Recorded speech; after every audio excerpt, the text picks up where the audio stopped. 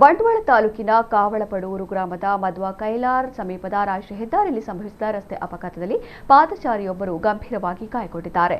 ಧರ್ಮಸ್ಥಳದಿಂದ ಬಿಸಿ road ಕಡೆಗೆ ಬರುತ್ತಿದ್ದ KSRTC bus ಅನ್ನು ಚಾಲಕ ಮಹದೇವಪ್ಪ ಅಜಾಗರೂಕತೆಯಿಂದ ಚಲಾಯಿಸುತ್ತಿದ್ದ ವೇಳೆ ಹೆದ್ದಾರಿಯನ್ನು ದಾಟುತ್ತಿದ್ದ ಮುನ್ನೀಜಾ ಅವರಿಗೆ ಡಿಕ್ಕಿ ಹೊಡೆದಿದೆ. ಡಿಕ್ಕಿಯ ರಭಸಕ್ಕೆ ಮುನ್ನೀಜಾ ಅವರು ರಸ್ತೆಗೆ ಬಿದ್ದು ಗಂಭೀರವಾಗಿ ಗಾಯಗಳಾಗಿದ್ದು ಅವರನ್ನು ಆಸ್ಪತ್ರೆಗೆ ದಾಖಲಿಸಿ ಚಿಕಿತ್ಸೆ ನೀಡಲಾಗ್ತಾ ಇದೆ.